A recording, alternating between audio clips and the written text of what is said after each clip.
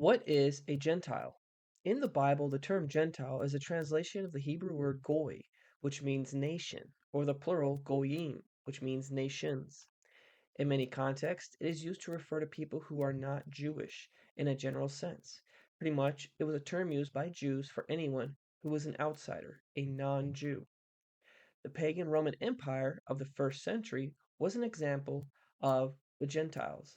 As it says in the book of Luke, Yeshua would be handed over to the Gentiles to be mocked and killed, which we know were the Romans. Luke 18, verse 32. For he will be delivered over to the Gentiles and will be mocked and shamefully treated and spit upon. It's important to note when the Jews use the term Gentile, they are also inferring that the person was not set apart, not part of the Jewish faith. Thus, they are spiritually unclean. For the nations were mostly pagan, known to eat unclean foods such as pork, lobster, and shrimp, and most likely worshipped idols of some sort of their various pagan religions. For this reason, the Jews were strict on keeping separated, set apart from these nations, also known as the Gentiles, as much as possible. The Jews justified this with verses such as Leviticus 20, verse 26. You shall be holy, set apart to me, for I, Yahweh, am holy, and have separated you from the peoples, the nations, that you should be mine. The Jews would take the laws of being set apart to a strict level, to the point of not even associating with any outsiders, not even sitting with them to have a conversation or meal. Acts 10, verse 28. And he said to them, You yourselves know how unlawful it is for a Jew to associate with or to visit anyone of another nation. This separation became a huge debate by the time Yeshua Messiah began his ministry, for he would go to a Gentile and talk to them. He would heal them or even fellowship with them. He was teaching his disciples, and ultimately all of us, something very important, that as long as one repented and believed, they are to be accepted, even if they are a Gentile. Acts 11, verse 18. When they heard these things, they fell silent, and they glorified Yahweh, saying, Then to the Gentiles, the nations, also Yahweh has granted repentance that leads to life.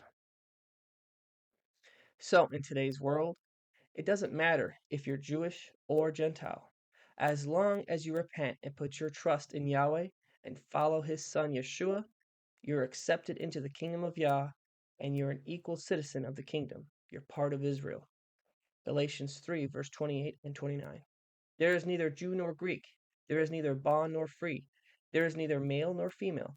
For ye are all one in Messiah Yeshua. Now, this doesn't mean we shouldn't have healthy boundaries from the world and from sin. We should.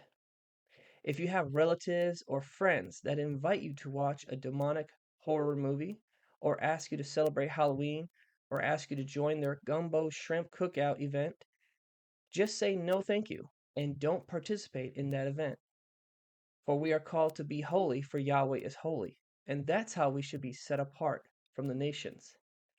But once a person from the nations repents from these things and all other sins and begins to want to be part of the faith, you should fully accept them as a brother or sister in Messiah and never favor someone based on their race, gender, Jewish lineage, Gentile lineage, etc. For this was the plan all along, the gospel, that through the one seed of Abraham, that is Yeshua Messiah, all nations, all and any Gentile, can be part of the Abrahamic covenant and be saved, as long as they repent and believe. Genesis 22, verse 18. In your seed, that is Yeshua, all the nations of the earth shall be blessed, because you have obeyed my voice. Hallelujah. Please share your thoughts below. Thank you, and shalom.